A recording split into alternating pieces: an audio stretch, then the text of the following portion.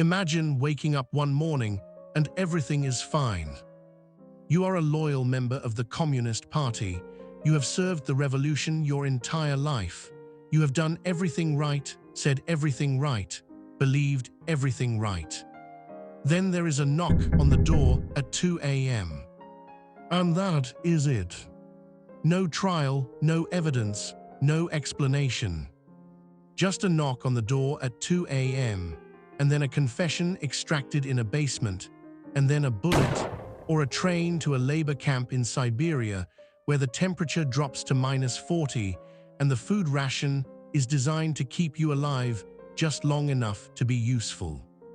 Between 1936 and 1938, this happened to at least 1 million Soviet citizens. And the man who ordered it was not a foreign enemy, not an invading army. He was their own leader, sitting in the Kremlin, signing the lists personally. This is the story of Stalin's Great Purge, the moment the revolution decided to eat itself. Before we get to the purge, you need to understand the man behind it. Because Stalin was not always Stalin. He was born Iosif Jugashvili in a small town in Georgia in 1878. His father was a cobbler who beat him regularly. His mother wanted him to be a priest. He declared himself dictator in 1929, but before that he was just a revolutionary doing the necessary dirty work that more idealistic men preferred not to think about. He changed his name to Stalin. It means man of steel in Russian. He chose that name himself. Think about a man who looks in the mirror and decides to call himself the man of steel. That tells you something important about how Joseph Stalin saw Joseph Stalin. He came up through the Bolshevik ranks by being useful, organizing, administering, doing the jobs nobody else wanted. And then Lenin, in a moment of either brilliance or catastrophic misjudgment, gave him the position of General Secretary of the Communist Party. It sounds like a bureaucratic role. It was the most powerful position in Russia. Because General Secretary controlled who got promoted and who got fired, every loyal Stalin ally moved up. Every potential rival found themselves reassigned somewhere cold and inconvenient. By the time anyone realized what was happening, Stalin controlled everything. And then Lenin died, and the letter Lenin had written, explicitly telling the party to remove Stalin, was quietly buried.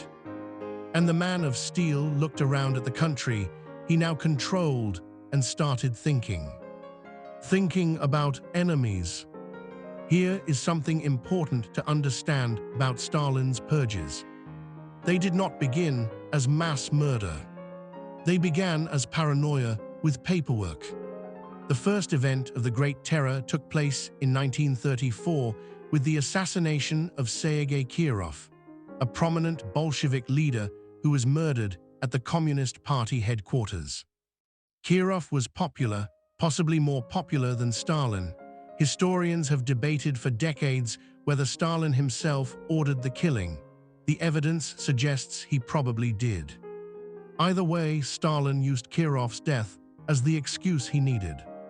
He announced that he had uncovered a massive conspiracy of anti-Stalinist traitors within the party, enemies of the people, saboteurs, wreckers, counter-revolutionaries hiding in plain sight. The murder of Kirov gave Stalin an excuse to begin a reign of terror. And here is where it gets truly disturbing. Because the terror had a system, a method, a bureaucracy.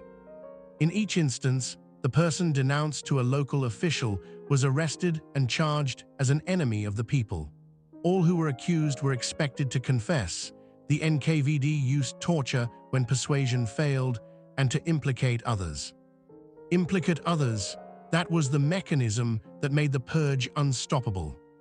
You got arrested, you were tortured until you confessed, and then you named names because naming names might make the torture stop, might earn you a lighter sentence, might buy you another day of survival. The people you named were then arrested, tortured, and they named names. And so it spread, like fire finding new fuel in every direction. There is evidence that Stalin was aware of the effect on the country of the expanded purge, but by the middle of 1937, even he was powerless to slow it down. The general hysteria in the country made the terror an unstoppable force. He started a fire and then lost control of it. And millions of people burned. But the purge wasn't just midnight arrests and labor camps. Stalin had something more theatrical in mind for his most prominent enemies. The show trials. The first trial opened in August 1936. The main defendants were Grigory Zinoviev, Lev Kamenev, and Ivan Smirnov, all prominent Bolsheviks at the time of the October Revolution and during the early years of the Soviet regime. With 13 co-defendants, they were accused of having joined Leon Trotsky to form a terrorist organization to remove Stalin from power. These were not secret proceedings. They were public, reported in newspapers, attended by foreign journalists and diplomats who came to observe Soviet justice in action. And here is the truly extraordinary part. The defendants confessed. Publicly, enthusiastically, with extraordinary detail. They described plots that never happened, meetings that never occurred, conversations with people they had never met. Zinoviev and Kamenev, two of the most prominent figures of the Russian Revolution, stood up in open court and confessed to crimes they almost certainly did not commit. Why? Victims of the Great Purge were placed in a losing scenario regardless of what view they took. They were required to confess their transgressions towards the party and name accomplices. Although most were innocent, many chose to name accomplices either in hopes of gaining freedom or just to stop their torture. The NKVD had methods. We don't need to describe them in detail. You can imagine them, and what you imagine is probably accurate. On August 24, 1936, the court found the defendants guilty and ordered their executions. Zinoviev and Kamenev, men who had stood beside Lenin at the founding of the Soviet Union, were taken out and shot. The second trial opened in January 1937. 13 defendants were shot. The remainder received terms in labor camps where they soon died. The third trial, in March 1938, included 21 defendants. Nikolai Bukharin was an eminent Marxist theoretician and one of the revolution's architects. Bukharin treated the trial as a mockery and easily outwitted his prosecutors. Nevertheless, he was sentenced to death, accused of having plotted to assassinate Lenin and Stalin, murder Maxim Gorky by poison, and hand the Soviet Union over to Germany and Japan. Bukharin, who had been Lenin's favorite, accused of trying to murder Lenin. The man who helped build the revolution, accused of trying to destroy it. The verdict was never in doubt. The trial was theater. The execution was the point. Every machine needs an operator. Stalin's purge machine had Nikolai Yezhov. Nikolai Yezhov was the man whose name became synonymous with the purge. He was only 5 feet tall, which led to the nicknames the Poison Dwarf and the Bloody Dwarf. He was head of the NKVD, the secret police, from 1936 to 1938, the years when the purge reached its absolute peak. The purge reached its peak between September 1936 and August 1938, when the NKVD was under Yezhov. Yezhov was not a reluctant instrument. He was enthusiastic. He understood exactly what Stalin wanted, and he delivered it with a speed and thoroughness that even Stalin found remarkable. The quotas were real. Stalin's office issued actual numerical targets for each region of the Soviet Union. You will arrest this many people, you will execute this many, you will send this many to the camps. Regional NKVD chiefs competed to exceed their quotas, to demonstrate their loyalty by surpassing the number of enemies they had been ordered to find. There was just one problem with looking for enemies everywhere. Eventually, you start finding them everywhere. Millions of people died unnatural deaths in the Soviet Union during the 1930s. The vast majority of those executed in the Great Purge were not famous. They were ordinary Soviet citizens, workers, peasants, homemakers, teachers, priests, musicians, pensioners, ballerinas, beggars. Ballerinas. Stalin was purging ballerinas. While reading an execution list, Stalin once said, "Who's going to remember all this riffraff in 10 or 20 years' time?" That was how he thought about the people he was killing. Riffraff. And then, in 1938, Stalin turned on Yezhov. The man who ran the purge was purged. The architect of the Great Terror died in the Great Terror. He had served his purpose, and Stalin had no use for things that had served their purpose. And then Stalin did something that historians still struggle to fully explain. He turned the purge on his own military. A series of closed trials of top Soviet military leaders was held in 1937 to 1938, in which a number of prominent military leaders were eliminated. The closed trials were accompanied by a massive purge throughout the Soviet armed forces. The purges were eventually expanded to the Red Army High Command, including Marshal of the Soviet Union Mikhail Tukhachevsky. Tukhachevsky was arguably the most brilliant military mind in the Soviet Union, the man who had modernized the Red Army, who had studied military strategy with a depth and sophistication that was decades ahead of most military thinking. Stalin had him arrested, tortured, executed. Then he worked his way through the rest of the military leadership. 3 out of 5 Soviet marshals executed.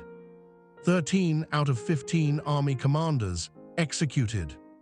50 out of 57 Army Corps commanders executed. The Red Army, the force that had saved the revolution, was systematically decapitated by the man the revolution had put in power. Stalin's liquidation of experienced military leadership during this purge was one of the major factors contributing to the poor performance of Soviet forces in the initial phase of the German invasion of the Soviet Union in June 1941. When Hitler invaded in 1941, the Red Army had almost no experienced senior leadership left. The men who knew how to fight had been shot by their own government. He spent years destroying his own army and then acted surprised when his army struggled to fight. We need to talk about the numbers, because the numbers are the thing that makes this story impossible to fully absorb. Most historians estimate that at least 750,000 people were killed during the Great Purge. Some experts believe the true death figure is at least twice as high. Several hundreds of thousands were executed by firing squad and millions were forcibly resettled. An incalculable number were imprisoned and tortured or sent to labor camps in the Gulag system. Many died in these labor camps due to a regime of forced starvation, disease, exposure, and overwork. More than one-half of the Communist Party's Central Committee, 78 of 139 members, were purged. More than one-third of those who sat in the Politburo between 1927 and 1938 were expelled. The party that ran the purge was itself consumed by the purge. Those officials and party leaders who were purged had to be replaced, and the replacements were frequently ill-equipped to handle their new responsibilities. Stalin had replaced experience with loyalty, and loyalty without competence is just a more enthusiastic form of incompetence. The country that emerged from the Great Purge was not stronger, it was not purified, it was traumatized, depleted, stripped of its most talented minds, its most experienced soldiers, its most capable administrators. Stalin's acts of terror and torture broke the Soviet people's spirit and effectively eliminated certain groups of citizens, such as intellectuals, scientists, and artists. His reign as dictator made his people completely dependent on the state. And then, almost as suddenly as it began, it stopped. Not because Stalin had a change of heart, not because he ran out of enemies, because the NKVD no longer had sufficient resources to respond to the huge number of accusations it received. The machine had run out of fuel. The Great Purge officially ended in 1938. Stalin lived until 1953. 15 more years of absolute power, 15 more years of terror on a smaller but no less real scale, 15 more years of a country held together by fear. When he finally collapsed, March 1953, his inner circle stood around him on the floor of his dacha for hours. Nobody called for help. Not because they didn't have phones, not because they didn't know what to do. Because they were afraid. Afraid that calling the doctor was the wrong move. Afraid that not calling the doctor was the wrong move. Afraid that any decision they made in this moment could be used against them later. Afraid of each other. Afraid of the man bleeding on the floor. This was what the Great Purge had created. A country where the people closest to the most powerful man in the world were too frightened to save his life. He died on that floor. Stalin's successor Nikita Khrushchev condemned the cruel violence of the Great Terror in a 1956 secret speech, calling the purges an abuse of power and acknowledging that many of the victims were in fact innocent. 750,000 people executed, millions imprisoned, families destroyed, a military crippled, a country traumatized for generations. In fact, innocent. The man of steel built his power on the bones of people who had done nothing wrong except exist at the wrong time in the wrong place.